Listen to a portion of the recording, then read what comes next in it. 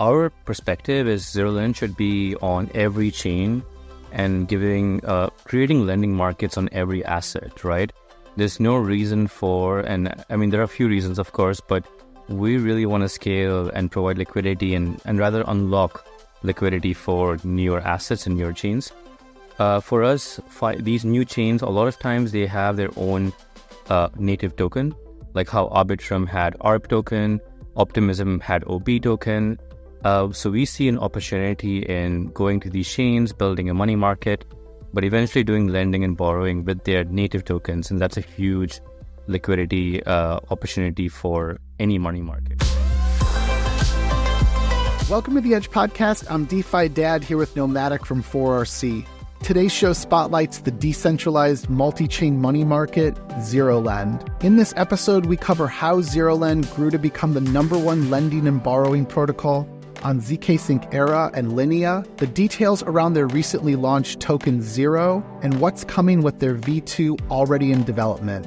But before we do, just a quick word from our sponsors who make the Edge Podcast possible. Introducing Flat Money, the first decentralized, delta-neutral flat coin built on Base with sustainable yield that's completely untethered from legacy finance. Because DeFi needs an uncensorable based unit of currency. You can mint unit with RETH, which is held in the protocol's shared liquidity pool, where it's borrowed by leveraged traders. As a leveraged trader, you can deposit your margin collateral and go long on RETH. If you're trading in the perpetual futures market, you'll pay unit holders to open leverage positions. If you're holding unit, you'll earn yield from liquidations, borrow rate, and trading fees. Preserve your purchasing power and offset your exposure to crypto market volatility. Learn more at flat.money. Tired of hopping between tabs, searching for new tokens before the hype catches on? Try MATCHA.XYZ, the DEX aggregator from 0x. Matcha connects hundreds of DEXs so you can trade millions of tokens and find fresh new drops. Matcha works out the best route to save you money on every trade. Swaps are free and Matcha has everything you need to trade on-chain. Gasless swaps, limit orders, and cross-chain, all in one place. Search Trade Done at matcha.xyz. Introducing the MANTLE Liquid Staking Protocol, MANTLE LSP, a permissionless, non-custodial ETH liquid staking protocol deployed on Ethereum L1 and governed by MANTLE.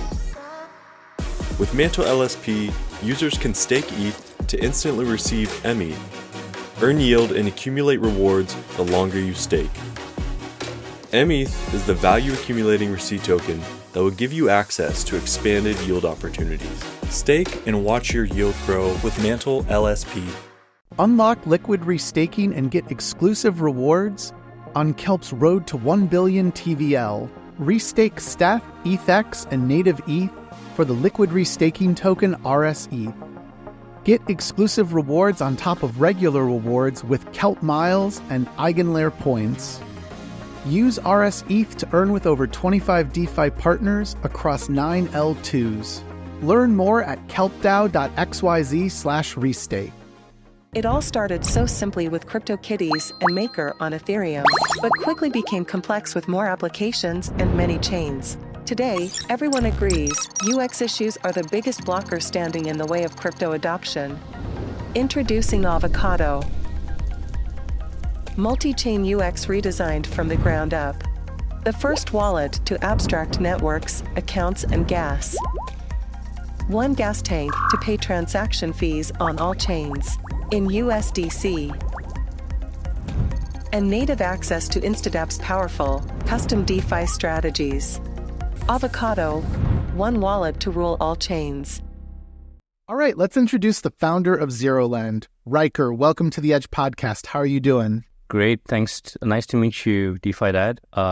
Thanks for making the time and grateful to be here. It's good to see you again because the last time we spoke was at ETH Denver. We did like a short 10-minute interview, and since then a lot has happened. So we're going to try to cover the origins of ZeroLend today, how it is the largest money market on Linea, zkSync Era. I believe it's the second largest as of this recording on MANTLE, the fourth largest money market on Blast. So we're going to talk about how have you achieved that sort of traction, and then given the recent token launch, we'd love to, just explore like what's next for those that are part of the ZeroLend community. So why don't we start with your background as this pseudo-anonymous Ryker. Ryker, can you tell us a little bit more about just like where do you come from and how did you get into crypto? Thanks, DeFi Dad. So, of course, my real name is Steven. I've been in crypto for, I think, 4 to 5 years.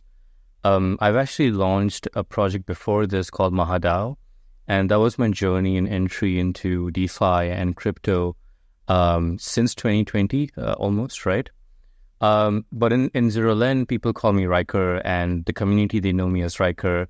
And so this is sort of my DeFi persona, if you will. My background is computer science and math, and I'm fascinated by problem solving, building things, building tech products, building DeFi Legos. These sort of things excite me a lot, right? And also at the same time, I'm a very emotional person, so I have I have a big thing for doing things that are for the people, by the people. So DeFi Legos that have a lot of community involvement resonate a lot with me. So that's a bit about my background, what I've done, and what my role in ZeroLend has been, basically. Ryker, why don't we get right into ZeroLend? Maybe you can just kind of describe to our audience what ZeroLend is. Right. So ZeroLend started out as a money market, and we still are a money market, but we are constantly growing and innovating on new ways of doing lending and borrowing. I think the thing that excites us the most is finding new ways of unlocking liquidity for assets that might otherwise be illiquid.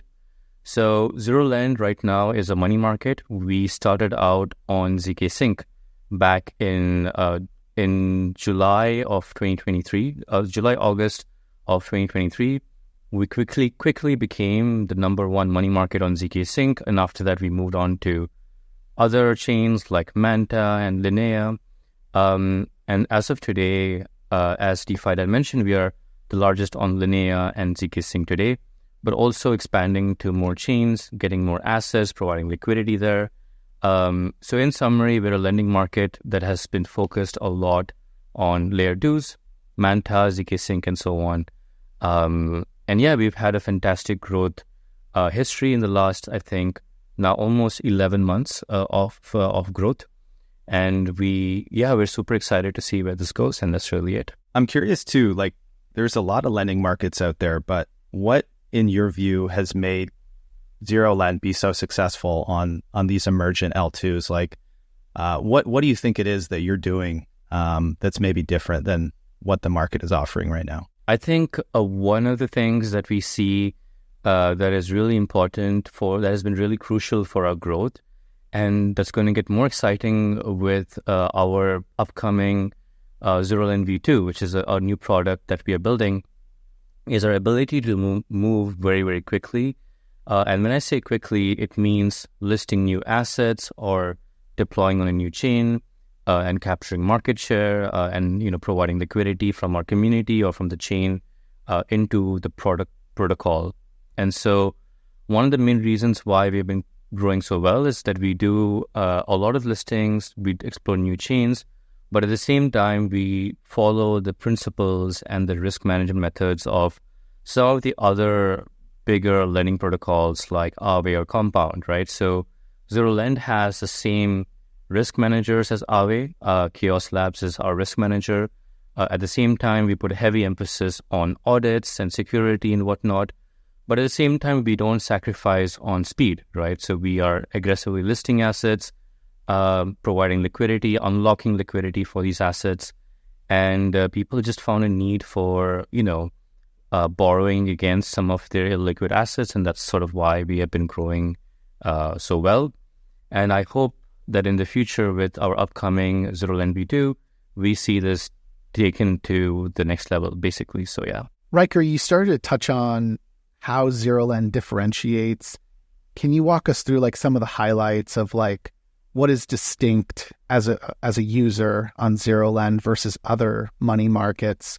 I know one example of this is you mentioned the fact that you're quicker to list exotic assets, We noticed that you launched an LRT lending market. So what else can you expand upon there? Yeah, so we found opportunity in giving better incentives, right? As a lending protocol, you always want to figure out ways to give users better incentives, better interest rates, and lower borrowing fees. So as a lending protocol, your one job is to make sure that interest rates for supplying are attractive, borrowing rates are low for people to borrow, but at the same time you are taking custody and ensuring security and safety of user funds, right? If we can do these three things, then this is sort of an easy way to grow a lending market. So we found a lot of opportunity in listing assets that are not too risky, but at the same time have great interest, great incentives for users to use and supply and borrow on lending protocols like ZeroLend. I think a good example is, as you mentioned, LRTs. LRTs are a new asset class that just started this year, late 2023, early 2024. And they're an asset class that have a lot of interesting things with points and native restaking yield and all of these things that make it very interesting for users to sort of hold these assets. But because a lot of these assets are, a one-way, like basically you can only supply and not withdraw your collateral with these assets, people are looking for ways to unlock liquidity for these assets. So in summary, there are these set of assets, LRTs, we love them quite a bit. We found that they are perfect for a lending market because they have a decent risk profile, not too risky to list them as collateral, but at the same time, users get a lot of incentives and points. And I feel, we have identified a lot of growth because of the fact that we give back these points to the user who sort of lends and borrows on ZeroLend. So, I think to summarize incentives, finding the right incentives, and which we found with LRDs, eigenlayer points, all these sort of things that we pass on to users have been a great way to grow the protocol. And so that's really been one of the main factors. And alongside LRTs, you've also been dabbling in offerings with RWAs. Can you kind of speak to what you see in that segment and maybe how you're supporting those assets? Right. So ZeroLend has actually listed a few RWA assets, and the one that's prominent is on MANTLE. Basically, there is, it's called wrapped USDM. So it's Mountain Protocol's USD Treasury bill that we have listed as an asset on ZeroLend. So what we've seen is a lot of Treasury bills, even though they are backed by liquid assets, right? In the crypto ecosystem, they still need liquidity to do things like borrowing or like supplying liquidity into Curve or Compound or whatever. So a lot of these RWA assets aren't accepted there. So generally, if we allow them to be used as collateral to borrow something like USDT or USDC, the users can do a lot more with these assets. We've not seen too much growth with RWAs, but RWAs seem to be a very promising space, which is continuously evolving and growing. But I can tell you that ZeroLend's growth has been mostly due to LRDs. LRDs have grown substantially as compared to RWAs, but RWAs has still seen some growth with ZeroLend. So this is how we look at it. We look at it as another asset that we could list, but obviously we've seen more growth with LRDs than we have with RWAs, and that's really it. One of the differentiators that I noted in your docs, I was writing up a tutorial either like a month or so ago, was around account abstraction. So how is account abstraction improving the user experience on ZeroLend? Right. So when we look at building ZeroLend, or when we look at building products in general, we want to look at things that bring an order of magnitude improvement into the protocol or the product, right? So something new and innovative is probably 100x improvement to an existing product or protocol. Something that is substantially substantially better, like account abstraction or UI UX, is maybe a 10x improvement into the protocol or the project. So account abstraction is one of those things that allows users to use a protocol or a project in a more seamless way. The few things that we're super excited for are allowing you to sign transactions using your fingerprint. These are some of the things that you can do with account abstraction tech. But for us, we look at this as probably a 10x improvement into the current the current interface and the current product and offerings that we have. So yeah, it's one of the small things that we are working on besides a lot of other things that we have going for us. And yeah, that's really why we have built on account abstraction tech. Ryker, maybe kind of walk us through some of the L2s that you're on right now, and I guess like any of the challenges of kind of this fairly aggressive like cross-chain approach. And then one that I also caught my eye that you're on is XLayer, which admittedly I don't know a lot about, but I know it's like the OKX chain. I would love for you just to kind of like maybe speak a bit about that, because for me that's a little bit more elusive. I hadn't really heard about it as much until I was starting to look into ZeroLend. Right. So our perspective is ZeroLend should be on every chain and creating lending markets on every asset, right?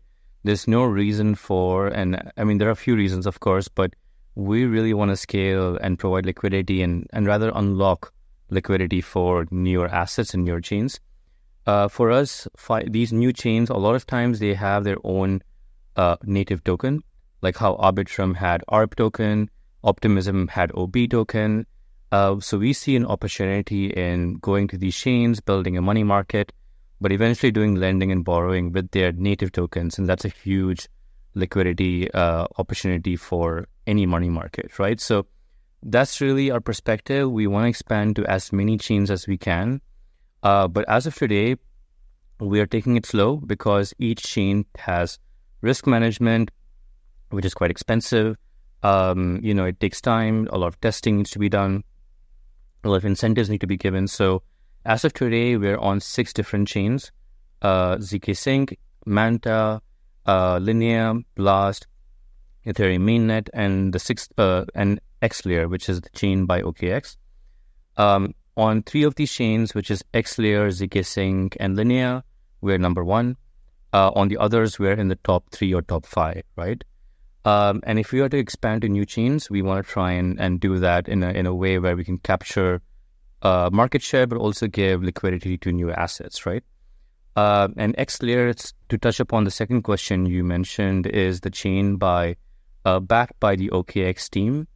And essentially, there's a very tight connection with ZeroLend and OKX, the chain and the users. And so we are right now dominant there. We want to unlock, again, more liquidity for the OKX token and the different assets that they bring on their chain. So that's really the brief summary of XLayer. It's very new, but we kind of jumped into it to be number 1 over there, and that's really it.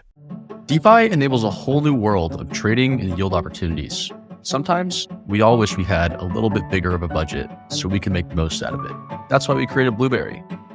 Blueberry lets you access the best opportunities on Ethereum all in one easy-to-use terminal. You can access 5x, 10x, or even 20x your money in one click, more than any other lending market, so you can maximize your earnings. Only on Blueberry.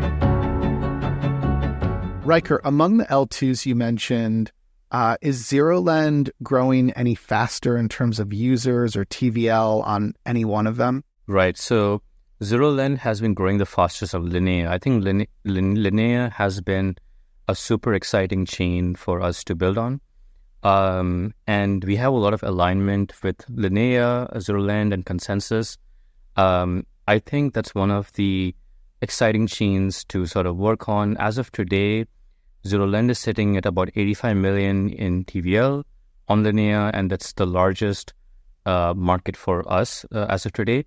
But at the same time, it's been the fastest because within 2 weeks, we went from 0 to 85 million in Linea. So we're super bullish on that chain. But at the same time, Yeah, we're grateful for zkSync. This was the home chain that we grew up on, and all of these new L2s have substantial growth that we try to capture. And so, yeah. It's wild how many of these L2s are starting to proliferate. Like, I'm in this space full time, and I'm just now like losing track. Obviously, I've heard of like Linea and XLayer, but I mean that's impressive to kind of accrue that much TVL on like a chain like Linea, which to be honest, like I couldn't even tell you all the things that's really going on that chain. Like there's so much to cover now, and all these different like emergent ecosystems. I want to get into, you guys like just released your token, I believe, and maybe you can kind of give us the rundown on the token model. I believe it's a V token. Maybe explain to users the benefits of why they should hold it. How does it work within the ZeroLend protocol? And anything else you can share. Right. So we're super excited to share that, yes, we just launched our token. And the token is our way of decentralizing the entire protocol. And when we think about decentralization, we want to do it in a way where there's not as much governance involved. In crypto today, and after being in DeFi for about 4 years, we realized that there are better models of creating governance. And in our opinion, or this is probably my opinion, the lesser the governance, the better. The best kind of governance is one that is the least. So in the ZeroLend token model, you can do a lot of things with it, but one of the things we want to try and minimize is proposals, politics, these sort of things that would sort of centralize governance in the protocol. And so, yes, it is a VE token, a vote escrow token, inspired by the Curve Finance CRV token, which means users can stake their token for anywhere from 2 weeks to 4 years. And the token sort of gives you voting power that lets you make decisions on emissions, interest rates, these sort of things without having to go through a governance proposal, right? So there are use cases for the token that we're super excited about. We are pushing the limits to what a lending protocol can do with the token. And yes, this just went live as of recording this week. And we're super excited to see where this can go. So yeah. So there's some potential future airdrops for the protocol. I mean, assuming that folks continue to deposit LRTs and we see LRT protocols launching tokens. And then there's also the likes of like a Pith or Redstone that I believe are integrated. Any comment on just like how that might be handled in the future? Would we expect like a claim for users to share in that? Could it potentially be used in the treasury? I guess any thoughts on that? I think the airdrop narrative is a pretty strong narrative, but at the same time, it's a very short-term narrative to focus on. And for us, what we want to do is we want to kind of give back a lot of the airdrops that we as a protocol get back to token holders, especially those who stake Zero token, right? So for us, yes, there's we recently got the Pith airdrop, which we're super grateful to the Pith team for. We're expected to get a few other airdrops coming in from a lot of these chains as well. And what we want to try and do is give this back to users as a way of, value accrual to token holders, right? So, there are a lot of things that we do right now to give value to token holders. But on top of just the airdrops that we get, we want to kind of give back a big chunk, like 80% of it back to people who stake the Zero token. And so you mentioned a few names, Pith, Redstone. There are a lot of these upcoming airdrops people are speculating on, like, for example, zkSync as well. A lot of these airdrops would kind of go back to users. And we really don't want to, sell these tokens or keep them for ourselves. We want to kind of give them back to the community. And it's just a better way of fostering a good token ecosystem for us. So, yeah. Ryker, one other question just about the V token model. I'm curious kind of how you think the protocol alignment will play out between the B2B 4-year lockers or the B2C kind of 4-year lockers? Do you envision other protocols needing to lock up your token, or do you think this will be more of like a retail driven phenomenon? I'm just kind of always curious, like how you see that like long-term vision of the protocol being used with the actual token. The B2B 4-year stakers is very similar to the curve wars that people see nowadays, which is, in my opinion, or in our opinion, a very good catalyst for getting more tokens staked, and it actually showcases demand for the token, right? That you have such big protocols wanting to fight over it and get a portion of control from those tokens, right? So because we're just a week old in token launch, in the future we want to try and encourage a lot of these protocols and retail as well to stake and have voting power that lets them make decisions, on the protocol, right? So that to us would be true decentralization, where you have enough parties that are, fighting with each other to get voting power, but there's no one single dominant player making decisions like what most current governance models are today. So yeah, we will love to see that happen. Long story short, we would love to see that happen. Users and protocols alike fighting for ZeroLend tokens, taking them, and then sort of letting those token politics play on its own. Ryker, I want to make sure we leave some time here to talk about ZeroLend V2. You kind of alluded to it earlier in the pod, and we were talking a bit about it offline. So I don't know what you can share, but I think listeners would love to hear the alpha of what's next with ZeroLend and maybe any of the new novel innovations that you're thinking of bringing to the market. Right. So, this is super, super early for me to share, and you will have to excuse me if it's so barren, right? But I guess it's good in a way because your audience gets to hear about this first before anyone else, right? But essentially, we're working on a ZeroLend V2, which is taking the best out of current old monolithic lending protocols like Aave or Compound V2, and kind of finding a middle ground between the compounds and Aave in the world and the newer lending protocols like Morpho and INSTADAPP's Fluid. These are lending protocols that are sort of isolated and have a different architecture than what Aave and Compound has. So to keep it super, super simple, in the lending protocol space today, you have your incumbents, Aave and Compound, and then you have your emerging protocols like Morpho, INSTADAPP Fluid, ZeroLend as well.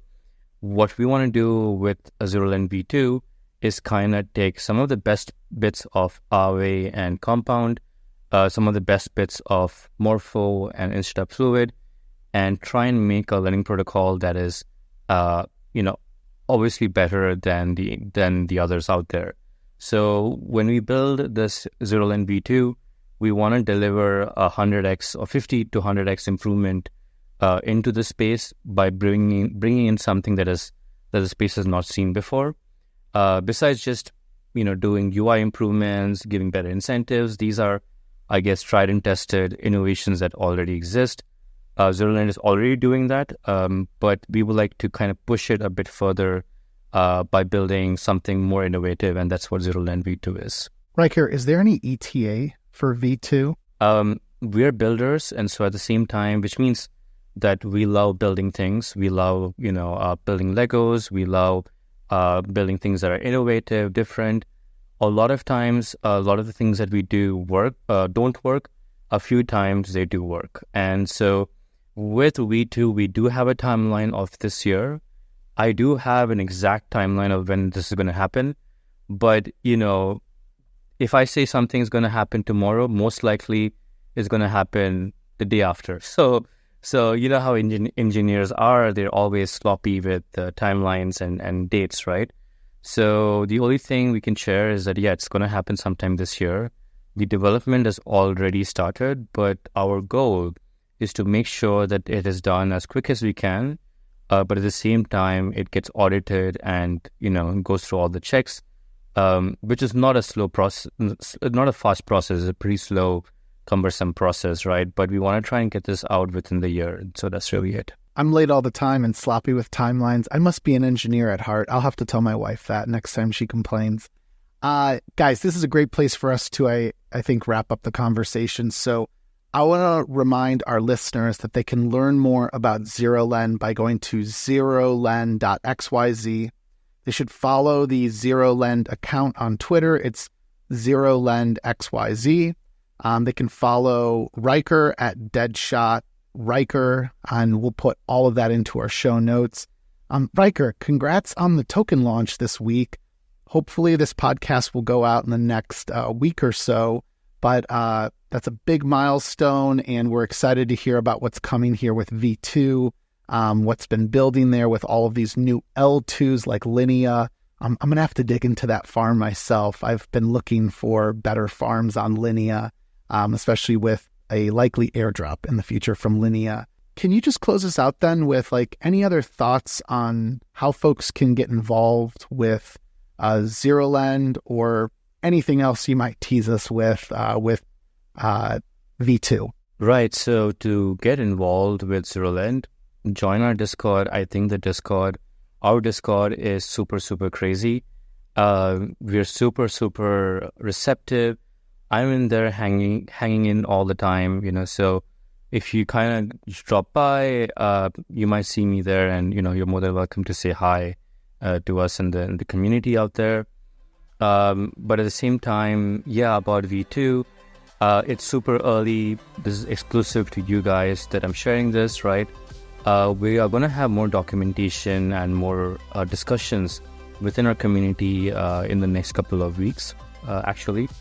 And then followed by an audit, a test, and whatever, all of these things are going to happen. But we're super excited because we believe we want to innovate constantly, and we're super excited to be adding liquidity to new kinds of assets, new kinds of asset classes, new chains as well, unlocking liquidity there with lending and borrowing. These sort of things excite us quite a bit, right? So that's what I can share. And I hope that the process is iterative. We learn and we kind of evolve along the way.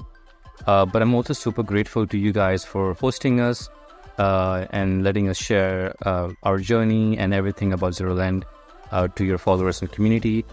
And I hope I could explain everything clearly. So that's really it. Thanks everyone for tuning in. If you're a talented founder or developer, please consider reaching out to our team at fourthrevolution.capital. And for future episodes of the Edge podcast, please check out our link tree at edge_pod.